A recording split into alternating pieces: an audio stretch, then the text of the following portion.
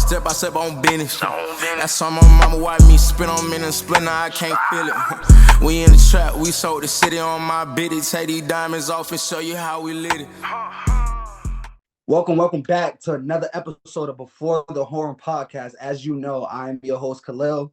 With me, as always, I got my guy, Daywan. Yo, let's good. Let's talk. Let's get it. Big week in the playoff basketball, so you know we're about to take a deep dive into that, given the fact that all teams played over the weekend, some good matchups, a series ended.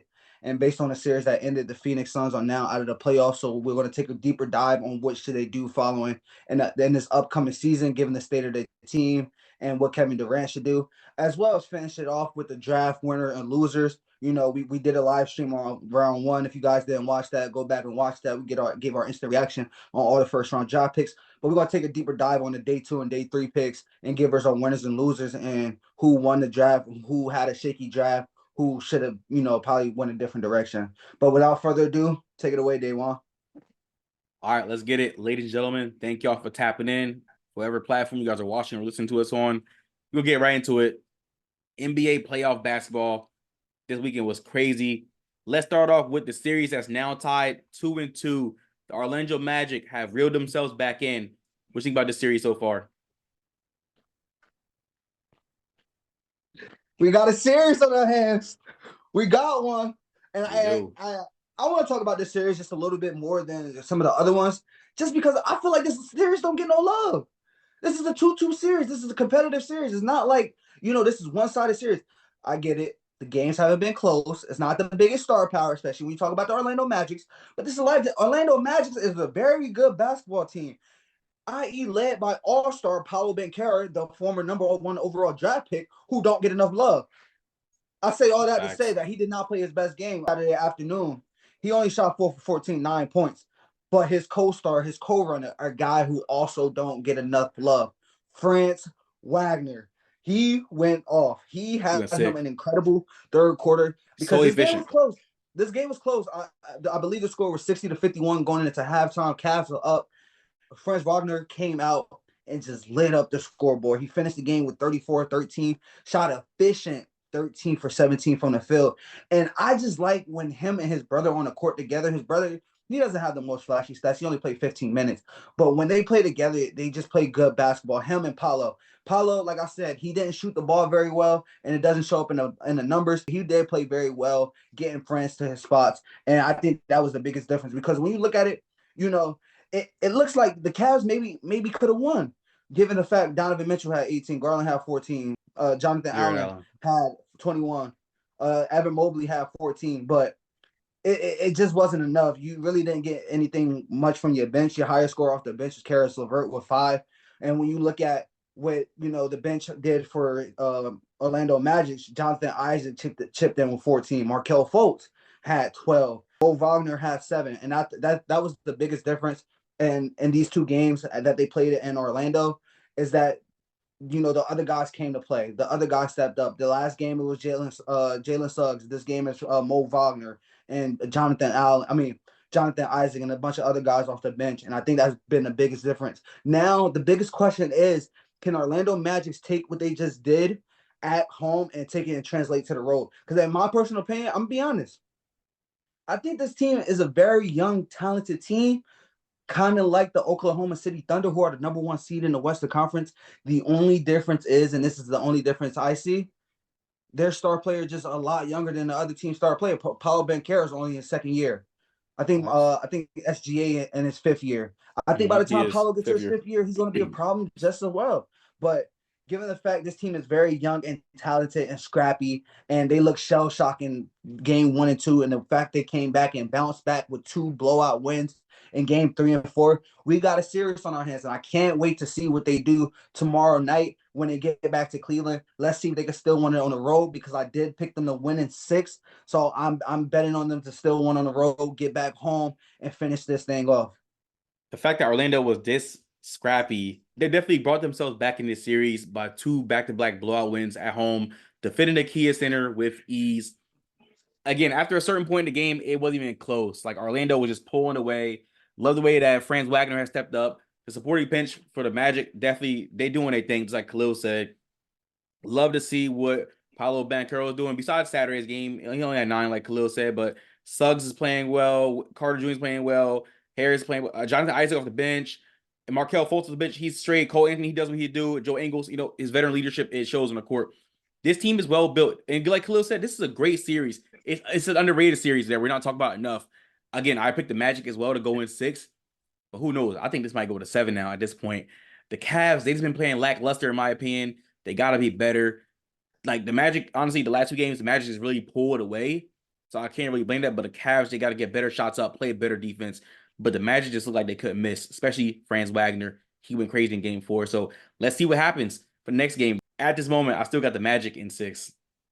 I mean, and my biggest thing is like this Cavs team is just, it's just something about them, man. Like, it's a reason why we didn't pick them coming into playoffs. Because when you look at it, they have the more seasoned vet in Donovan Mitchell. You have an all-star in Darius Garland. You have one of the best big rebounding big duos with Evan Mobley and Jonathan Isaac.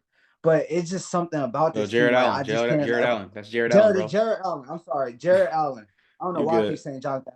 That's You definitely think about football. Yeah, I'm thinking football. Yeah, there's a bunch of football going on this weekend as well.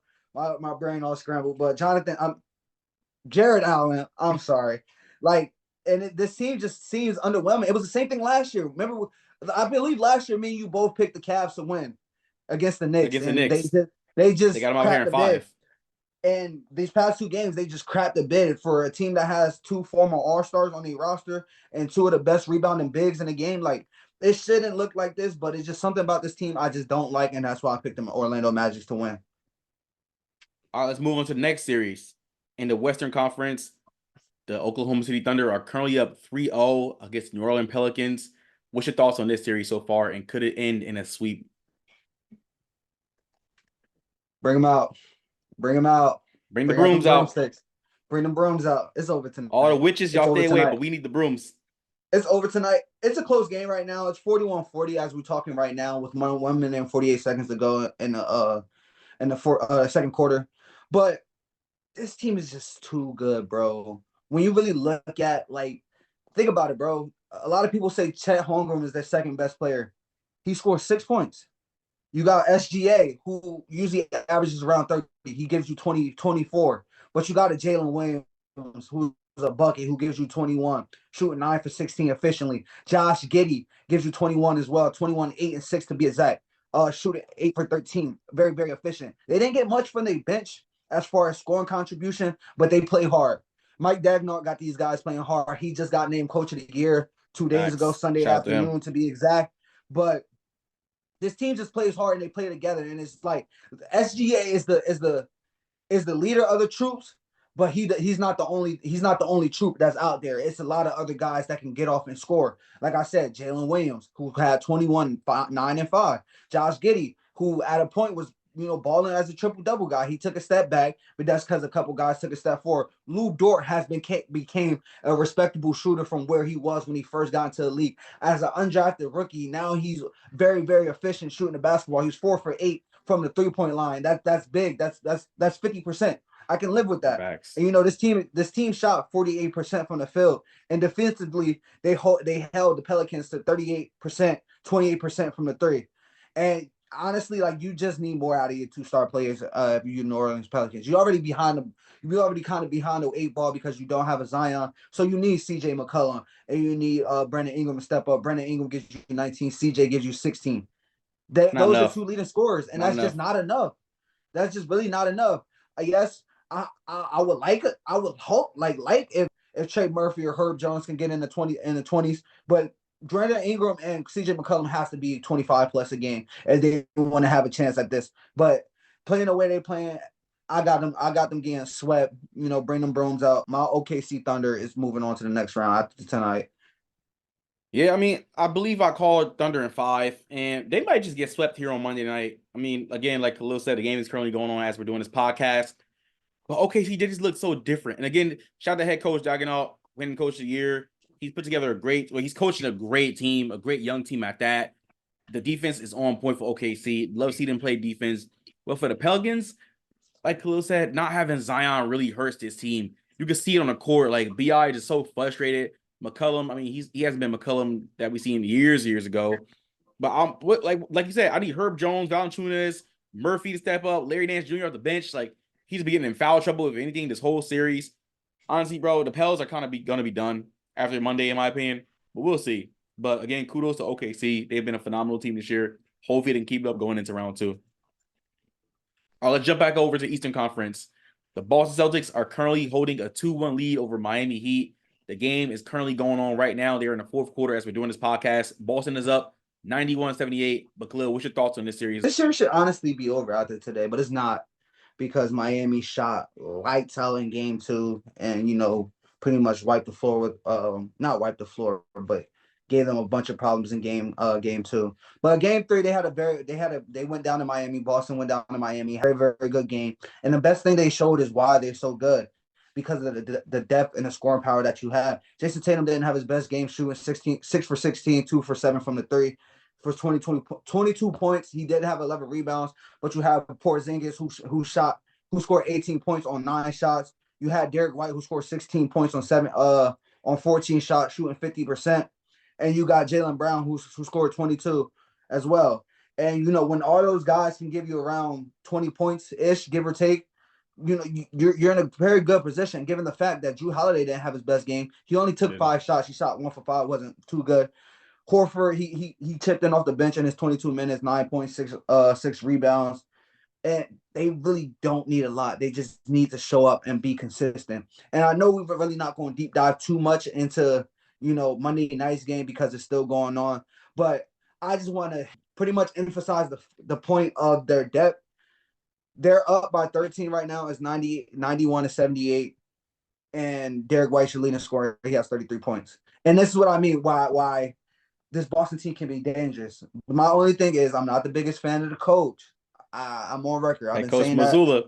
that. I've been saying that for years. I don't think he's very good at adjusting. If I'm being honest, he's a one-trick pony. He just has arguably the most talented roster in the NBA. But if these players come to show up and Tatum's not having his best game right now, and Jaylen Brown's not having his best game right now, Porzingis has a leg injury. We have to keep our eye on that because he may be out. He may miss some time. I see some reports. It might be something significant, so we're gonna keep our eye out on that. But that just goes to show you how good this basketball team is, and sometimes they just play around too much. So instead of this series being over tonight, this series has another game coming Wednesday afternoon. Given the fact that they lost game 2. I'm right with you, bro. Boston is obviously, in my opinion, they're probably the best team in the NBA. Not the biggest fan of Joe Mazzulla either, and I'm a Boston fan. Boston play around with their food too much. Like right now in game 4, they were up by almost 30. Miami's only down by 13. And we've seen this in game 1 too, where Boston was up by a whole bunch of points, and Miami came back in the game. But like Khalil said, at any moment, anybody on this team could blow up and let off a clip. And that's going on with Derek White. But this team is just a stacked team. Miami, again, they're missing Jimmy Butler. Hero hasn't been the best too much in this series. He's been really solid. Adebayo, he's done what he could do at best he could do. But so the supporting cast we've seen in last year's Miami Heat team, they really haven't such been an the underwhelming best. all-star. But Bam Adebayo, yes, yeah, he is. No, he is. He's one of those guys. I don't really think he's a legit number 2, bro. He's like a number 3. I'm sorry. He is. He's definitely number 3, but his defense is pretty good. But hey, let's see if Boston can close it out later on this week and see if they can move on. They shouldn't have played around in game 2. Miami just couldn't miss in game 2. It was just like another conference finals repeat. But hey, like we said, Boston's up 2-1 right now. They should be up 3-1 after this game, but we'll see. All right, let's move on to the next series. The Los Angeles Lakers avoid the sweep, but the Nuggets are still up 3-1. What do you think about this series? Usually I go first, but I want to hear your opinion on this one first. I do want to hear your opinion. Listen, why every time it's about the Lakers, why do I have to go first? And they're not even my team. Why do I always have to go live? Like, why are you instigating? I'm not a Lakers fan. I'm not instigating, bro. I just want to hear you as a LeBron fan, as LeBron being your GOAT. I just want to hear you go. That's it. Look, that's right. That's why. All I'm gonna say is, bro, the Nuggets made LeBron kind of submit to defeat. I'm not gonna lie, bro. Because when the Nuggets was up 3-0, LeBron was talking some bull crap, talking about it was just basketball. That's how it goes. Nah, okay, bro. That's not how it goes. Denver is the best. Denver is one of the best teams in this league. But they made LeBron feel like he gave up. But hey, in game 4, he stepped up. He got a win for Lakers. What? I don't. I feel like because I'm not the biggest LeBron fan, but I feel like that was taken out of context because it was a question that he was asked about D'Lo and like all like getting scrutinized and stuff like that. And he just wanted to take the pressure off of D'Lo. So I'm mad about what he said. Is that they took that small little thing that he said and not put any context around it. So it makes it sound worse than what it is. But it's really not that bad. He's just saying it's just basketball. There's no need to put so much pressure on D'Lo, trying to kind of save his teammates. I think behind closed doors, he got in his ear, but for the public, I think he kind of saved face. Regardless, though, I mean, even if he was saving D'Lo is such a hit or miss streaky player. Like one game he's going for almost 30. Next game he give you a goose egg. Like I'm tired of seeing it. It's just bad. But we already know the Lakers were the better team. I said Nuggets in 5. Khalil caught a sweep.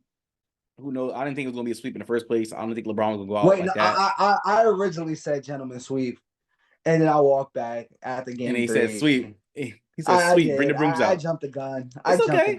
It's okay. It happens. It happens. I think Denver definitely is gonna close it out in game 5, going back to Denver tonight. Yeah, I mean, when you look at it, you got somebody else to help out. And that was the biggest thing with this Lakers team is like, okay, one game D'Lo shows up, but Austin Reeves and Hachimura doesn't do anything. Then D'Lo disappears or whatever the case may be. And you needed, extra help from other guys except for just one guy. And this one, that's what you had. You had D'Lo who scored 21 points. Austin Reeves who also chipped in with 21 points. AD, another monster game, 25 and 23, which was big. LeBron put up 30 efficiently, 14 for 23. That's what you needed, especially when, on the other end, and this is my biggest thing, and this is what's the one thing that I worried about with this Denver Nuggets team was them losing guys like Bruce Brown and stuff like that. Jeff Green, like how would that impact them? And I think it showed up in this series. I mean, you only got 5 points from your bench.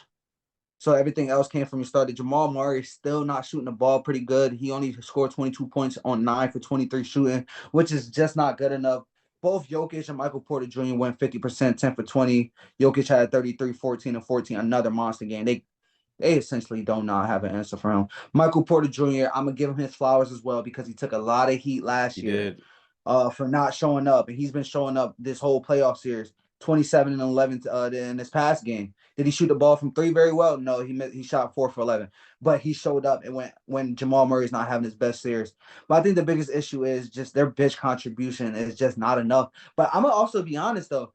Even though it was times in that game where Lakers was up like 11, 13 points and stuff, I still just had the feeling like at some point, like Nuggets is just going to come back. Like they always found a way to come back. And for a Nuggets team who I'm gonna be honest, there's not one game I really could look at and be like, man, like this Nuggets team looked incredible. Like they haven't every had game, that game every yet. game it has been, every game has been like, can the Nuggets every game close has been out? down. Yeah, but like the Lakers lead, like time leading, they're run away with the numbers. Like it's not even close. Like how much they led within the series, just Nuggets figure out a way to execute late.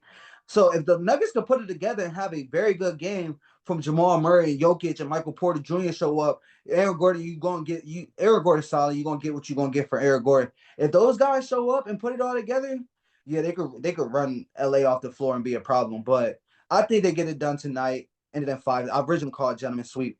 But let's see. Maybe the Lakers got some confidence. I don't know. But I think it's over after tonight. All right, let's jump back over to the Eastern Conference. The Knicks are now up 3-1 in the series against the Philadelphia 76ers. Khalil, let's talk about this one. I'm gonna start with Philly. I'm gonna hold my praises for a little bit. Joel Embiid, I get it. You're hurt. But you're out there playing. Not only you're playing 44 minutes. I don't know if that's because of Nick Nurse. Good. I don't know if that's an issue because Nick Nurse then I think he probably should have sat a little bit in that third quarter. He should have. Which he didn't. So you end up playing 44 minutes. But I need more than 1 point in a fourth quarter. And be honest, kind of pulled a little Ben Simmons, might I say, with that wide open mid-range shot that you passed up to drive to the lane. And he just doesn't have the lift. We could see it when he tried the Euro. He just really did not get much lift off that left leg. and I mean, rightfully so. I think, he already was saying that he don't trust that leg anyway. He already said he don't trust that knee. but I think he should have pulled the midi. You shoot jump shots all day long. You should have pulled the midi right there, but you didn't. You tried to drive to the hole. You didn't get the foul call, which he does get fouled a lot, but like he does get some favorable calls as well. Oh yeah, big But you time. didn't get the foul call. But that can't be the reason. I fault him for not taking that shot. I'm sorry, that's a jump shot you got to take. But I'm gonna also say there's no reason, as you being a 7'2", 300-pound big man, that you're getting locked up by 6'8" OG Anunoby and 6'9" Precious Achua. Yeah. That's who they had guarding They you was in the on fourth quarter. they was on him. Hartenstein, Like they was literally on him. I was like, he picked up 5 fouls in the third quarter. He did not really play in the fourth quarter. And you let OG Anunoby and Precious Achua hold you to 1 point. But I'm gonna leave that there. Now to Jalen Brunson. give him his flowers, Phenomenal. please. Phenomenal. I mean, one, you set the Knicks record. Not only that, you scored 47 points and 10 assists. You scored 97 points. So you scored 47 of those points, not including the 10 assists you helped create other shots for. Jalen Brunson showed up and did what he had to do. And you could kind of see it early because the defense was kind of lackluster early in the game. He'd get to certain spots. He started getting in the rhythm. And once you let scorers get into the rhythm, into a nice rhythm, it's all she wrote. You're at their mercy at that point. And that's pretty much what you had with Jalen Brunson. I mean, Jalen Brunson just doing a phenomenal job. Another thing, Josh Hart 6'1". There's no way a 6'1" guard should have 17 rebounds. That is pathetic. He be crashing to the basket. Like he get to the basket to fight for boards. I get that, but bro, 6'1" though. When you have a 6'7" Kelly Oubre, a 6'9" Tobias Harris, a 6'8" Nicholas Batum on the floor, a 7-foot Joel Embiid, there's no way the leading rebounder in the game should be Josh Hart. Not only that, the second leading rebounder in the game is OG Anunoby. That y'all just crashed the board lustrily.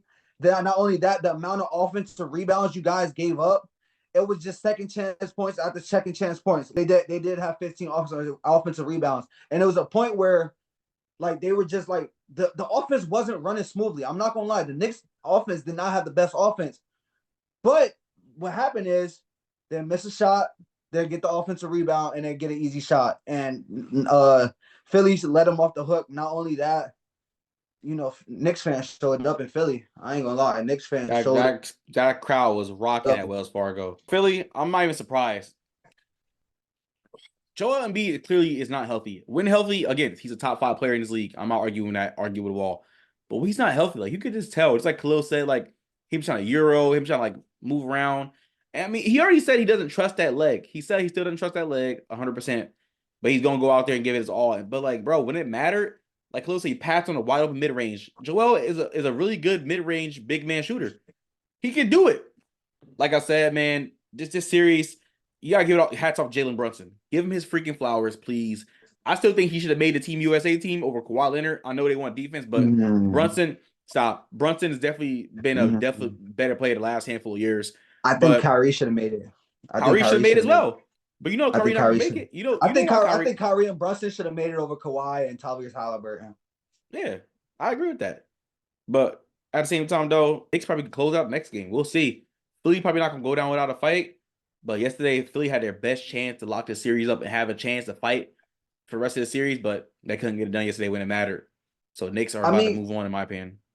The biggest thing is, though, what hurts you is when you let them off the hook in game 1 and game 2. You let them. Those are games you have to steal, and those games are series changing games, because now instead of it being 2-2 or heck 3-1 your way, it's 3-1 New York way, and we're going back to New York for game 5.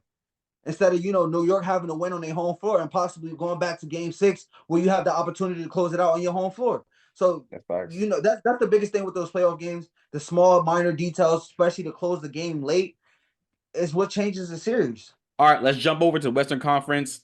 The Clips and Mavs are currently tied at 2 apiece in this series as the Clippers fought back. They almost blew a horrible lead, but they held on and they tied the series at 2 in Dallas. What's your thoughts on this series so far? it's a couple things. One, why is this the second game when Kawhi Leonard doesn't play that you find yourself down by 30? Game one, Yes, Kawhi game Leonard one. doesn't I'm play. gonna say it You're was down game by one. 29 points. In this one, in game four, you're down by as much as 31 points. And yes, Clippers almost blew it. Y'all came all the way back. Y'all fought all the way back. Y'all fought hard. Kyrie Irving, phenomenal. Phenomenal. Especially in that fourth quarter. Masterclass. It's crazy because we've been watching Kyrie since pretty much high school. Yeah. Since pretty much high school. We grew up in Jersey. We've been watching Kyrie since high school. But every time I watch him play and when he takes over games, I'm still amazed at what he can do. So like some of the with shots basketball. he just hit, the way he dribbles on a rope, like it's just mind blowing. It's a virtuoso. I'm not gonna lie. If Mavs stole that game, if Mavs found a way to stole that game, we'd be talking about Kyrie Irving right now and Yeah, everything that he did. But we not. I gotta give flowers what flowers to do. James Harden, you showed up. James Harden showed up in the fourth quarter in the playoffs. Breaking news, guys. Breaking news. He did what he had to do. 33 points. Not only did he score 33 points, efficient, 12 for 17, 4 for 5 from 3. He took over that fourth quarter. When Kyrie Irving was doing what he was doing, James Harden was answering on the other end. And I will get on Jason Kidd about this because Jason Kidd, I think, is a very good coach. He does do some things very well. But at some point, you got to take Maxi Kleber out and put in Derek Lively or Gafford. Somebody. Yeah, I think Lively or Gafford would be better. Because we seen it at points as the comeback was happening. And, Luka might be injured. He did limp off at one point. I heard he do have a knee injury, but he's been playing or whatever the case may be. He still logged 45 minutes. So it is what it is. He's out there. But we've seen multiple times where Luka would just lead them in to the paint. And you got a big 7-footer and Gafford and Derek Lively in there to send shots back or deter shots or bother shots. But when you got Maxi Kleber in there, who's not jumping over a quarter, like nobody's really worried about that. Maxi Kleber is a space guy. He shoots the ball. He shoots the floor. Another thing, Josh Green, what are you doing, bro? James Harden is left-handed, and you're playing his right hand. That's been a book on James Harden since 2017. Like 2015. You're guarding him to his left. Like you're bringing him to the way he wants to go. And then he gets it going. And at that point, when the score is going, we just talked about it with Jalen Brunson. When the score is in that mode, there's nothing you can do to stop him at a certain point. I will say, Paul George probably hit the biggest shot when Mavericks went up 1. Paul George ripped the corner 3. And I thought it was a busted possession. I thought it was almost a turnover. He saved it, ripped the corner 3. And after that, it was pretty much all she wrote after that. Clippers, y'all have to stop collapsing these 30-point leads. It's scary. Like game 1 and then game 4, I'm like, yo, like I was watching game 4. I'm like, dog, they do this one more time. Like this is such an epic collapse. It just looks so bad. And Luka didn't even play his best. And Luka said in the press conference, I haven't been helping Kyrie as much as he thinks he should be. And he didn't. Like Khalil said, if the Mavs would have won this game, we would definitely be talking about Kyrie Irving. He shot 1 for 9 from the 30. Yeah, it was not good. It was maybe just a bad game by Luka. Hopefully they can rebound, pick it up, going back to LA. But again, this is another underrated series in my opinion. I love this rivalry, but I just want to see more out of Luka Doncic, especially when it matters. I mean, they could have went up 3-1 yesterday, but they didn't. And as much as I don't like to admit it, and I crapped on James Harden in the past, he did have a great game yesterday. Paul George, they did have a great game yesterday. But can they do it consistently? That's the thing. Can they do it over and over and over again? No. You said it. I just by the way you said it. No, don't do that. Because look, I give credit where credit's due. Don't do that. I just give him credit. I am petty. I don't like giving credit. It's hard to give people credit when credit, especially if I don't like players. I just can't stand them too. When it matters, I can't stand them. But they had great games yesterday. Kawhi Leonard, please get healthy. If Kawhi was healthy, this might be a different series. I don't know. But I'm not saying they need Kawhi Leonard, but it was nice to have him out there. But definitely need more from Luka in this series, in my opinion. Kyrie, in my opinion, he's carrying the Mavs. But this is a great series. Let's see what happens in Game 5. All right, let's move on to the next one. In the Eastern Conference, the Pacers are now up 3-1 in this series. There's no Giannis. There's no Dame. It's just not all working out for Milwaukee. What's your thoughts and opinions on this series as the Pacers go up 3-1? I don't have any, honestly. I don't have any. I mean, like you mentioned, no Dame, no Giannis. They going out there to try. Middleton shot 9 for 22, 25 points, 10 rebounds. Brook Lopez had him a big game, 27 points on 18 shots. Malik Beasley, 20 points on 12 shots. But they just don't have enough. We already knew it was going to be a battle without Giannis. And when they did have Dame, now you don't have Dame. I mean, like, what are we talking about here? Like, it just wasn't enough. Halliburton kind of showed up. He finally got to go on 24 points. He wasn't his usual playmaker self. Siakam and Nembhard kind of took over that. Nembhard 15 points, 9 assists. Siakam 13.7 rebounds, 9 assists. The Bucks just don't have enough, bro. Like, They don't. This is probably one of the most underwhelming series out of all. I'm being honest, like a lot of people don't talk about the Cavs and Magic series, like, but I think this series is just more underwhelming because like it's just not like what good is a series when when Giannis and Dame aren't there, arguably two of the top 15 players in the NBA right now. So I got anyone in this one. It's just and I said it before. I did pick Milwaukee, but I said it was contingent on Giannis's health, Giannis and Dame health, and they're just not healthy. And I said if they wasn't healthy, Pacers was going to win. So I got the Pacers win, especially I don't know which Dame status is for Game 5, but if Dame doesn't play Game 5, this one is over. I think Dame's gonna be out, and that's honestly gonna be all she wrote for this series. And it sucks to see how Milwaukee went out. You know, again, first year Dame's in Milwaukee. It hasn't been honestly good. I don't think he fits that system. I said it before. Just when they fired Coach Griffin and they brought in Doc Rivers, Mr. Choke, no Diddy there. But Doc Rivers just can't get it done when it matters. He's another player I don't like. Yes, I'm a Celtics fan. He gave Boston their most recent ring, but I don't care. It wasn't because of him. Anyway, Halliburton, Miles Turner, Pascal, they've been playing great. The supporting cast for the Pacers have been playing phenomenal as well. They're getting the job done. And again, I think they're going to get Milwaukee up out here in 5. I mean, the Bucks were in it for a while yesterday. They were in it for a while on Sunday, but Pacers just pulled away. And again, what's in the future for the Bucks? That's another question we're going to have to digest on this podcast when it matters. But again, hey, kudos for the Pacers being up 3-1. Let's see if they can finish it out. All right.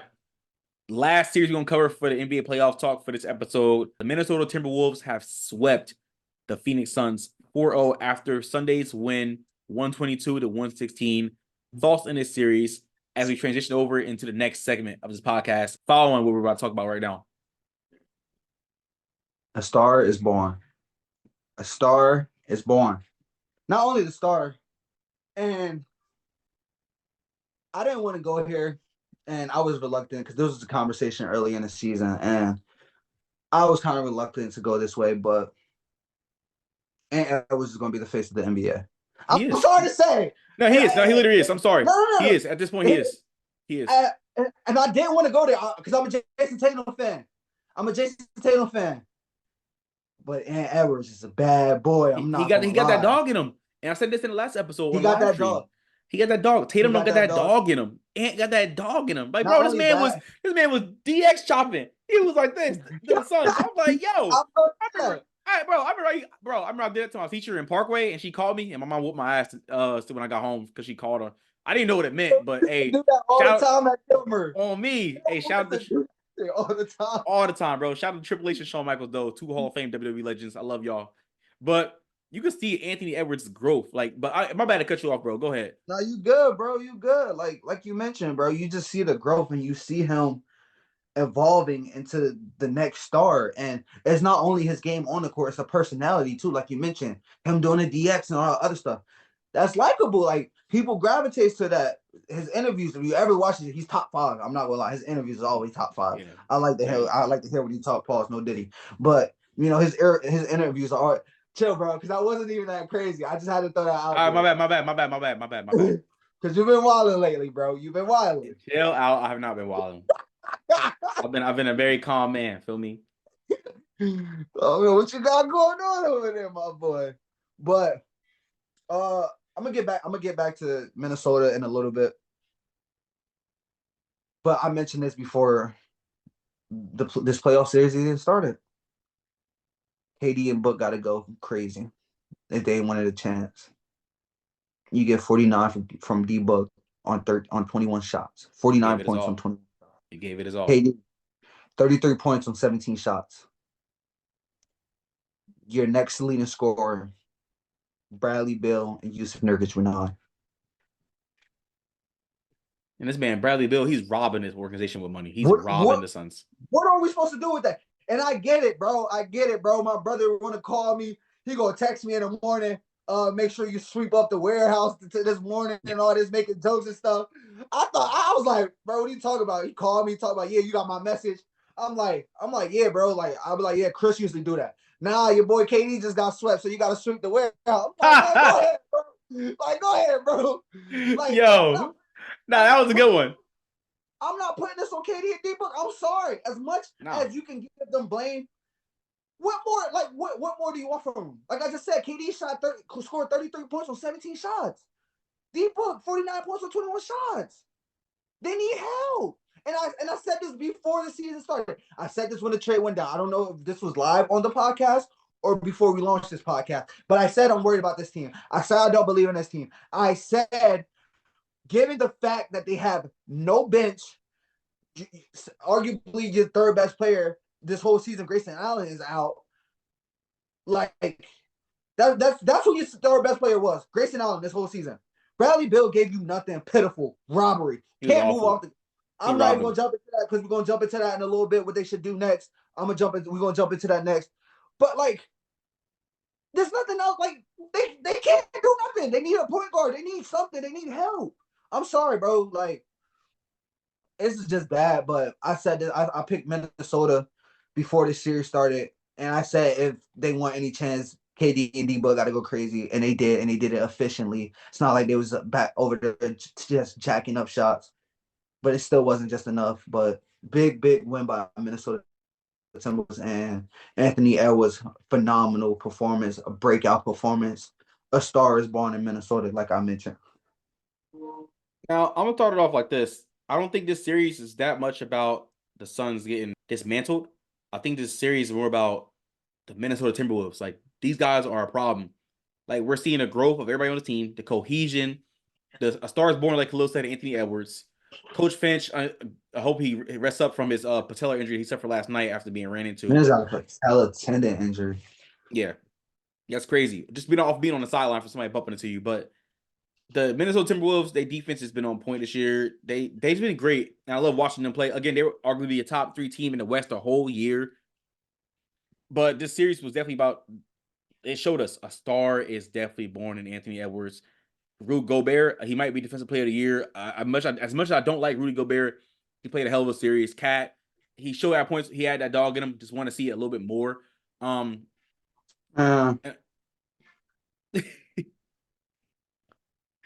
all in all, they took. But still. Hey, all in all, though, they swept a Phoenix Suns team that is weak and don't have no third option. They have no bench. They have no depth. And me and Khalil said this as well. If the Suns want to do anything, D-Book and KD got to drop at least 35 more per game. They gave it their all in the last handful of games, but it just wasn't enough. Bradley Beal, I'm going to say what I got to say about Bradley Beal next subject, but kudos to Minnesota for moving on to the second round as the 3rd seed in the West. But ladies and gentlemen, give us your thoughts and opinions on the playoffs so far. Also, I want to hear your thoughts on all the series that are going on right now. Who do you think is moving on to the next round? What do you think about the games that have occurred so far? Leave it all in the comment section below. All right, let's move on to the next subject. Sticking with the NBA, the team we were just talking about in the previous subject, the Phoenix Suns. Like we just said, the Suns have just gotten swept in the first round by the Minnesota Timberwolves. And my question to you guys, and Khalil, you can go ahead and go first on this one. Or if you want me to go first, I can go first, Brody. But regardless, I'll go first.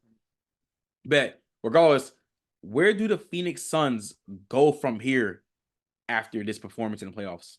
I'll be honest. I don't know. I really don't know. What do you do? What can you do? So there's two different paths we could take right now, right? You have a path of we try to win a ring with our star players. Okay. KD cap hit, 51 million. D-Book cap hit, 50 million. No, 49 million. I'm sorry. Bradley Beal's cap hit is 50 million. That's 150 million between 3 players, right? And KD, D-Book, rightfully so. They deserve it. But you're getting fleeced by that Hey, Bradley Beal contract. shout Not out only to that, Bradley Bill's agent. Shout out to his I'm agent sorry. for real. I'm sorry. You can't move off of it. Nobody. Not only does Bradley Beal has a no trade clause, so you have to get him to agree for y'all to move him because of the Washington Wizards gave him a no trade clause. Not only that, but who wants that contract? Who is taking on that $50 million No, to no have one my knows. Like, contract? who knows? Not only that, you're over the second threshold of cap. You're $240 million over the cap in total cash that you're giving out. So your luxury taxes are through the roof next year. So you're not gonna be able to add nobody. You already done extended Grayson Allen this year. So your top 5 players, besides the 3 players that's making $150 million, is Yusuf Nurkic and Grayson Allen. You can't really essentially add anybody of value. Who can you get out there to take a pay cut? Like, let's be real. Nobody's not You're taking, not especially taking these days, you're this not league, no taking one's taking a no pay cut, bro. no one's taking a pay cut, bro. People are getting their money. They're trying to get Getting their their bag, money. bro. Only people are taking pay cuts is players who've already, been somewhere. Like freaking Eric Gordon. But Eric Gordon's on his last leg. Like, those are the only type of players you can get at this point, and they're just not out there. I'm sorry. You're just not going to be out there. So that's option number 1. So you can try to figure out who you could get on some bet minimum.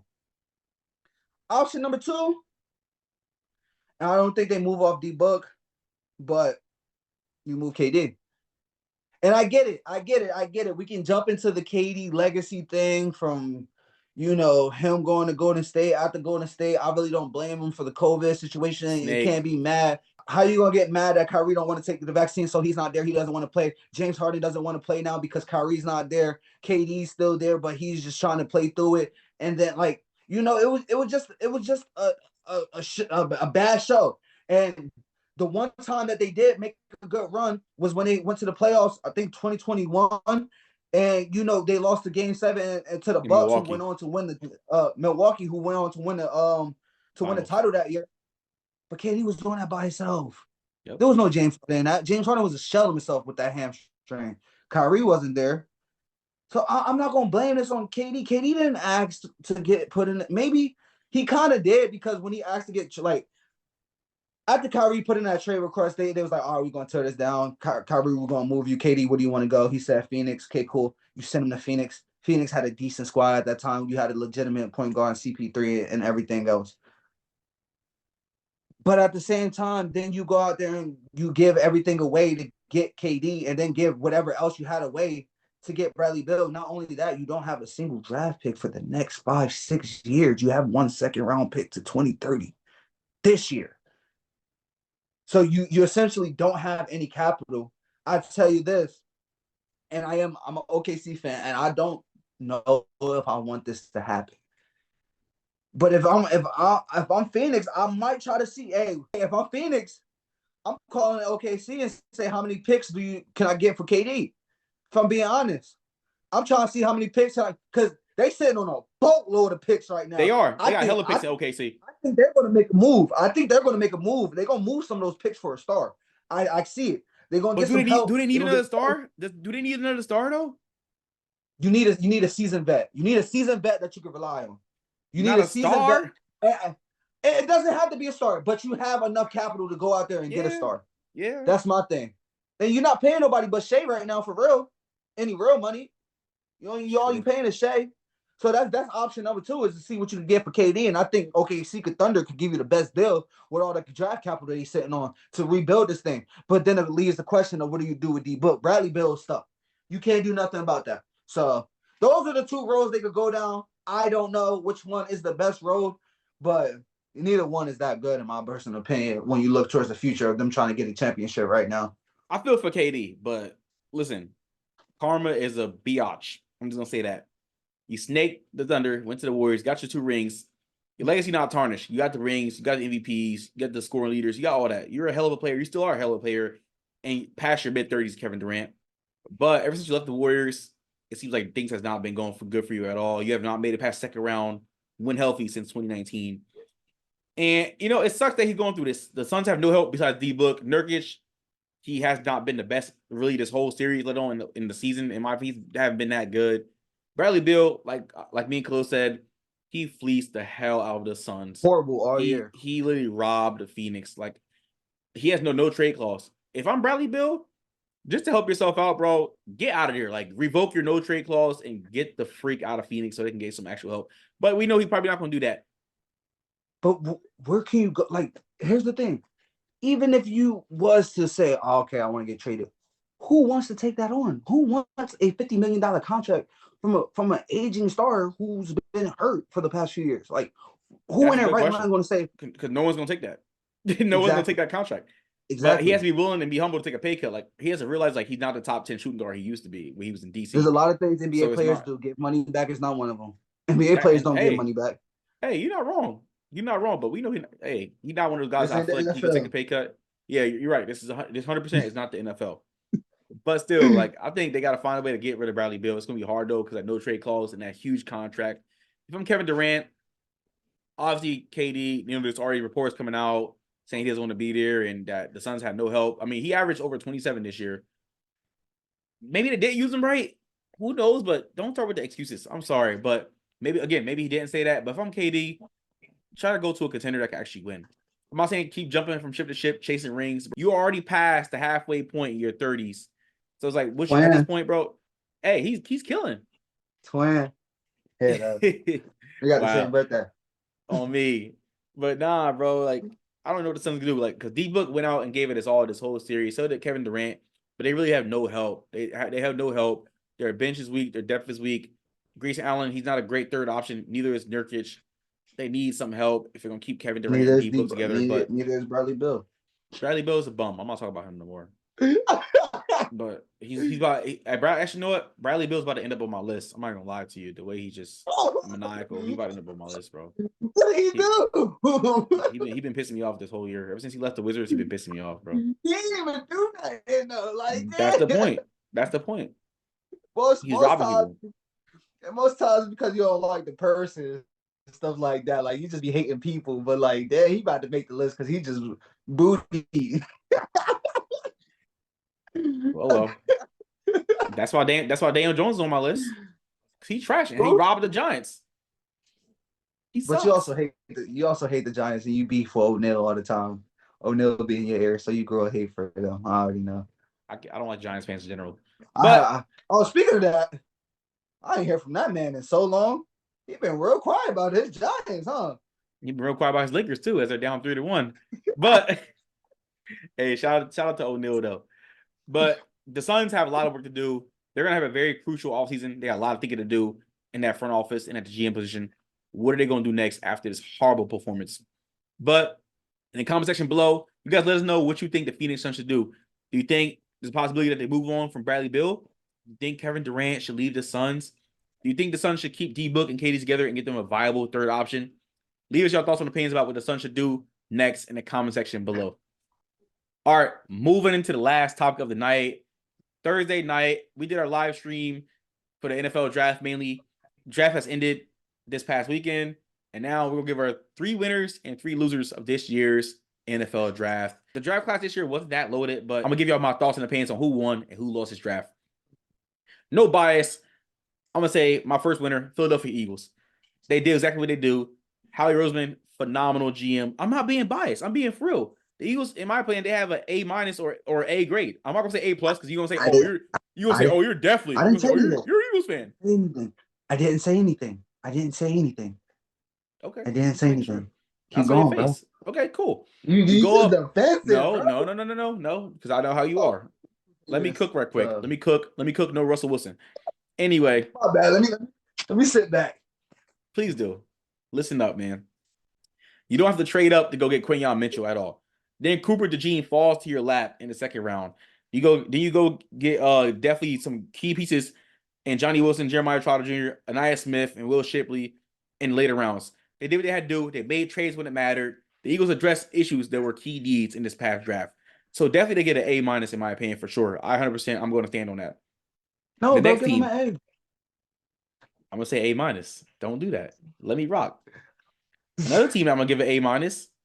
They're in my division, but they had a great draft. The Washington Commanders. They had a sneaky good draft. I'm going to also give them an A-. again, no bias. They got my favorite quarterback in this draft, Jaden Daniels, with the number 2 overall pick. Then they go out and get one of the best D tackles in the nation, in my opinion, in Zerzan Newton. Then they get Mike I'm surprised Sorensen he from fell Michigan. so far. You say what? I'm surprised he fell so far too. Yeah, facts. Then they go get Michigan DB Mike Sorensen. Then they go get Penn State tight end Ben Sinnott. And they get Luke McCaffrey in the later rounds as well. This Commanders team, hey, they might be a team to watch out for. Again, they still got a lot left to do, but they are definitely taking a step in the right direction as they're definitely rebuilding. But you're tripping if you're saying that the Commanders did not address what they need to address in this draft. All days, I give them all A's. First day, second day, and third day, Washington definitely did what they had to do. Then another team that I feel like had a great draft, the Pittsburgh Steelers. I'm gonna give them a solid A. First round, they get, in my opinion, one of the best tackles in the draft, and Troy Fautanu. Then they go get West Virginia center Zach Frazier. They're definitely addressing the O-line with the first 2 rounds. Then they get Roman Wilson out of Michigan. Then they get Dick Butkus winner Peyton Wilson in the later round as well. And they address with the guard, another offensive line position, and they also address with D-line and DB. Head coach Mike Tomlin, he's over there. He's not playing around. They really didn't address too much offense in this draft. They addressed really the defense and the O-line, which is what they definitely needed. The O-line was not that great last year, but Pittsburgh definitely did what they had to do for this draft. First on my list, and I don't want to have the same people at you, but this one did stand out to me. The Philadelphia Eagles. They did a good job. They got 2 of the best corners in the NFL, given that one of the things I was hard on them about that, people was trying to defend earlier in the year, but they came to realize it was facts. That secondary. Stop. Please just address your picks and stop subtly throwing shade at me. Like, did it get darker here or something? I know I'm dark, but it did not get that much darker in here. Hey, that doesn't necessarily mean it was to you. It could have been to our other co-host. Oh. It could have been to him too. He didn't play him as a top 10 corner going into the year. But no, I'm saying that because it was a time we all both were defending that secondary. When I said they're not that good. They're not that good. But they came out there, they did what they had to do. You grabbed Quinyon Mitchell, who a lot of people have rated as the number 1 corner on the board, as well as go out there and get Cooper DeJean in the second round. And not only that, they were very active as far as trading to, collect picks or move around. They moved around a lot. But a couple sleepers as well is that you got a Will Shipley who was dealing with some injury issues last season, but had a phenomenal 2022 season. Another one, Jeremiah Trotter Jr., another one that we thought could be going into this 2023 season, a day 1 guy, maybe even a day 2 guy. Day 2, maybe a day 1 guy, around that range. As a linebacker, y'all go out and steal him in the 5th round. Not only that, you get a Johnny Wilson as well. What he's going to be in the NFL is yet wait to see, but he's 6'7", big body target that could catch. So if y'all wanted to move into tight end to put him along with guy that his hands are suspect.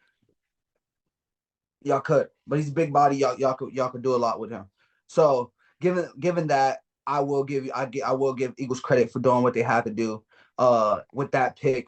With those few picks, especially addressing the secondary issues that I thought, was a big issue going into this offseason that I didn't think, was completely addressed in the offseason. Yes, you went out there, you added a CJ back, but other than that, I didn't think y'all had got better at the cornerback position. But y'all sure that up with 2 young guys that can step in a year or 2 from now and take over for, aging veterans that you have at corner positions right now. Another one. I don't want day 1. I don't want to hear it. I don't want to hear it. Don't give me no backlash. Don't give me anything. The Minnesota Vikings. I think they had that. Fix your things. Fix your things. God damn, fix your things, they were not doing that. I think they went out there and they had them a phenomenal draft, given where they were drafting. Let's talk about what you got in the first round. I think you have a very, very solid quarterback who's been in the day 1. Fix your things. No, because you're making me mad already. Like, stop. You literally picked the Vikings on purpose. You picked them on purpose, bro. I did not. All right, bro. Keep going. My bad. I'm gonna be quiet. Anyway, you pick up a very solid quarterback, a former 5-star athlete, a national champion winner, a guy who knows how to run an offense, who's very good on third down, who can execute a pro style offense. We've seen him running a pro style offense in college. And you give him weapons like Justin Jefferson and Jordan Addison and TJ Hawkinson. And what's the running back? They just got Aaron Jones and stuff Aaron like that. Jones. Yeah. Day one? I don't need the faces, man. Then you go out there and you get who a lot of people had at as the best defensive player in the draft at 17. You go out there and you get a Dallas Turner. And I'm not gonna lie, and I'm not gonna say they're gonna be what this team was. But the last time we seen a team do this was the Houston Texans when they went out and got CJ Stroud and then turned it around and got Will Anderson. And we seen what that happened for them. Don't make that face, day one. Bro, you're comparing JJ McCarthy to CJ Stroud. You got it. You lost your mind. You definitely lost your mind. You lost your goddamn mind. Stay with me now. Stay with me now. Oh, we'll see I like what they did. They didn't have any picks on day 2, but I like what they did. You go out there, you get a Kyrie Jackson from Oregon, who is a very, very solid DB, very, very good DB, who's been battle tested against some first round, second, and day 2 guys in college. So he can hold his own. I like that pickup. I think that's a guy that's going to find some time on the field. You go out there, you get a tackle and Walter Rouse out of Oklahoma in the 6th round. You get a kicker. You get Alabama's kicker, Will Richard. I think he's going to be a very versatile kicker. He's a guy that could be competing for day one. But like I said, day one, this can have an effect the same way I seen a team from just a year ago and what they did. I'm not saying it is, okay? I'm not going there and saying it is, but it can have an effect. And for my number 3 team, I'm going to go to Chicago Bears. The Chicago Bears maximize what they had to do. You go out there, you get Caleb Williams. We all can, talk about should they have kept Justin Fields or whatever they should do. But you go out there, you get Caleb Williams, a guy that a lot of people has as a transcendent quarterback. So based on his talents projecting, phenomenal pick. Not only that, you get him up another target in Rome Medusa. Big body guy who can catch the football, who's very good. We've seen him make big plays after big plays after big plays, given the fact they did have the best receiving coordination with him, Jalen Polk and Jalen McMillan. So that is something to be aware about. But you do have a DJ Moore and a Keenan Allen running with you.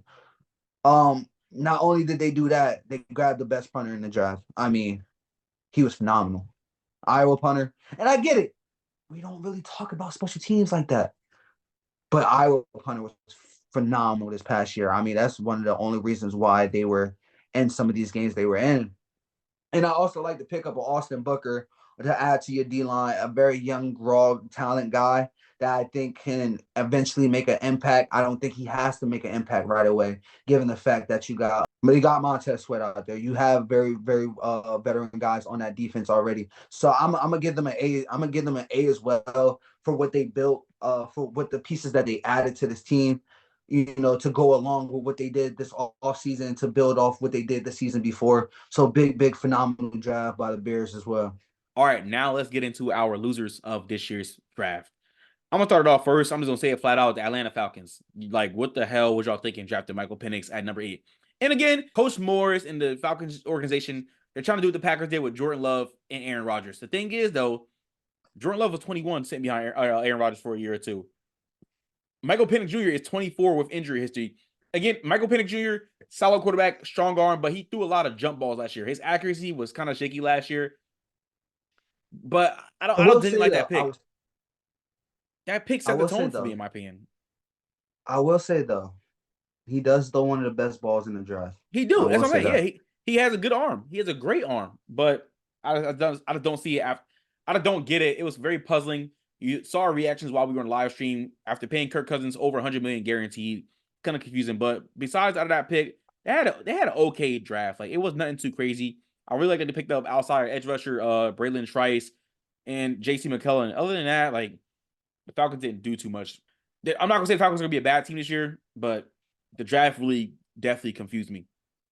Another team that lost this year's draft, the Cleveland Browns.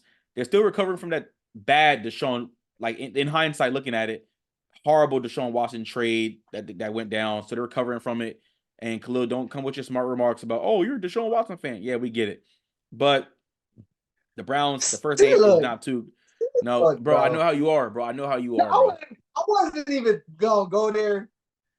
Would you be opening doors that didn't even to be touched, No. bro? Guess what? That's what I'm That's gonna do. I'm gonna go just like this. I'm gonna close the door and you can just let me continue because I'll let you talk about JJ McCarthy being such a great quarterback and comparing him to CJ I Stroud. never said he was great. No, we're not doing that. I never said he was great. I said He's he's gonna be trash. good. He's garbage. Is he on He's your hot list? trash. Put him on your list. Put him on your list. Not Please. yet. Not yet. Please. Not yet. Not yet. When he becomes a very solid quarterback, I want to be able to gloat, and it'd be so much better if he was on your list. Please Just put him on your again, list. look, just let me know what size jersey. Let me know what size jersey you wear, and I'll get you one off of NFLshop.com. I got you, bro. Let me go get you in Dennis Ohio State jerseys while I'm at it. What? I'm not even an Ohio State fan. Yo, go I can't ahead, bro. tell. You're Stop a it. Michigan hater. You might as well be an Ohio State No, fan. I'm not, bro. All right. Anyway, the Cleveland Browns, like I said earlier, they're recovering from the Deshaun Watson trade. Got a lot of work to do, but in this draft, And also, mind you, they lost draft picks as well because of the Jerry Jeudy trade that went down earlier this year as well. So Browns, they couldn't do too much because they had limited picks. Another team that did not have a good draft, in my opinion, was the Miami Dolphins. Love the Chop Robinson pick in the first round. I love that they got Todd Washington in the later rounds, and Malik Washington and Jalen Wright. But day 2 was not that good for them. They definitely stepped up big with day 3 and day 1. Those are their savior days, but Miami definitely still needs some help. They didn't really address what they needed, in my opinion, at corner. They had a chance to address corner, but they didn't. But again, you need another edge rusher because Bradley Chubb has injury history and coming up for torn ACL. And Jalen Phillips had a torn Achilles last year. And then addressing the O-line in the second round was good, but Patrick Paul wasn't really that good of a tackle in Houston, in my opinion. But those are my 3 losers from this past year's NFL draft. I'm gonna piggyback off you. I don't want to pick the same teams as you, kind of like, when you pick your winners and stuff like that, but I can't help but to go with the obvious pick and the obvious choice of them all, and that's the Atlanta Falcons. In my division, by the way. You draft Michael Penix at number 8, a guy that's, if all things go right, does not play for you this year, so cannot help you change any outcome of any games this year. When you could have had any defensive player you wanted in the draft to beef up that defense. Yes, and you do have a solid defense. I get it. But that pass rusher is to be desired, and you had to pick at anybody you could have had. But you didn't get anybody, but then you turn around your next 3 draft picks all came as defensive linemen or edge rushers. Where you got Root from Clemson, you got Braylon Trice, who I did like from Washington, and you got Brandon Darius from Oregon. But it just was very lackluster. You could have done a lot better in this draft for obvious reasons we're not like to mention. But yeah, bro, it just wasn't the best draft. Another one I just really did not. They did not stand out to me. I mean, they did get some solid players, but Cincinnati Bengals. You went out, you drafted offensive tackle Amaris Mims. Solid. Good pick, maybe. But you got tackles already. You just paid a tackle last offseason and this offseason. So it's how much help would he be? I like Chris Jenkins, very solid defensive tackle. I know Day One probably don't like him because he's an Ohio State fan now, but he's from Michigan. But very solid pick. You go out there in the 3rd round, you go get Jermaine Burton, solid. He has some potential, but that's soon to be untapped. I do like Josh Newton from TCU. He was very solid. He was very big from TCU. Just a couple years ago when they went on that national championship run, they didn't win it, but when they went on that run to the national championship. And my 3rd one, I'm gonna go with the Denver Broncos. You go out there, you get Bo Nix, rightfully so. You needed a quarterback, you got a quarterback. Does that beef up your quarterback room too much? Not necessarily, given the fact that you got $85 million in dead cap from Russell Wilson. Mm-hmm. Day One's guy. Anyway, but you didn't have much to work with. You go out there, you get a Troy Franklin in a 3rd round. I like him. He's from Oregon.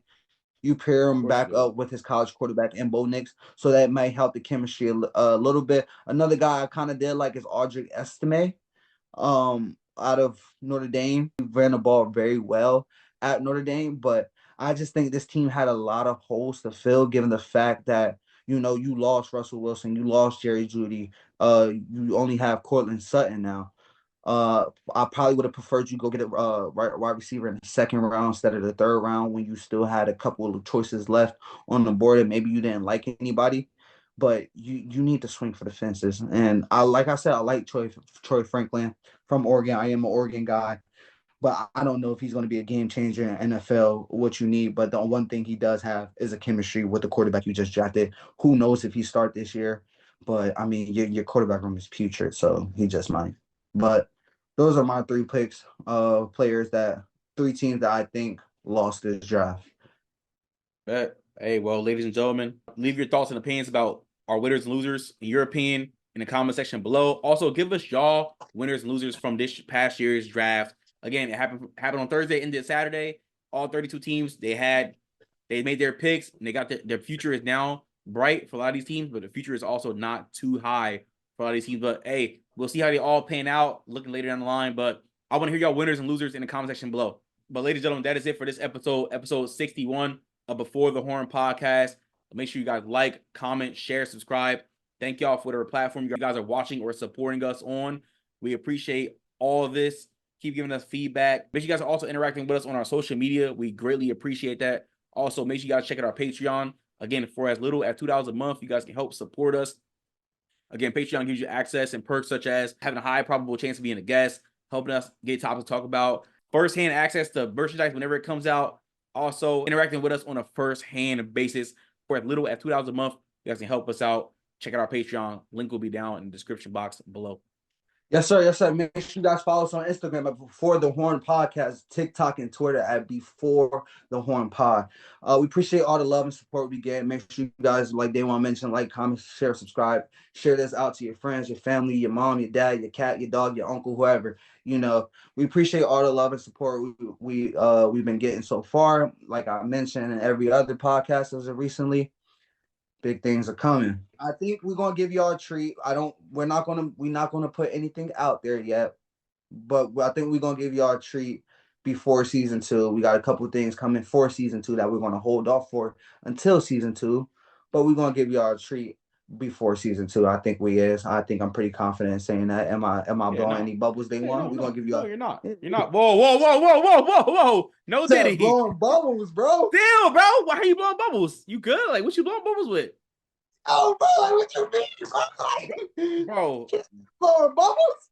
Another man. You're not a kid. You're a grown ass man. Why are you blowing bubbles? Like, oh, bro. I'm just saying, bro. See, hey guys, it really be this man wilding. He really the freak man, You bro. He be bugging out lately. Bro, this the freak boy right here, bro. He different. He want to bring people down to his freaky ass level. Nah, I get it, but I'm not falling for it. But yeah, like I said, we're gonna roll out something new to you guys soon. But in the meantime, keep liking, keep commenting, keep sharing, keep subscribing. Till next time. Thank you. Hey, we shall see you guys on episode 62. Again, like, comment, share, subscribe, just like Khalil said. We shall see you guys on the next one. Peace.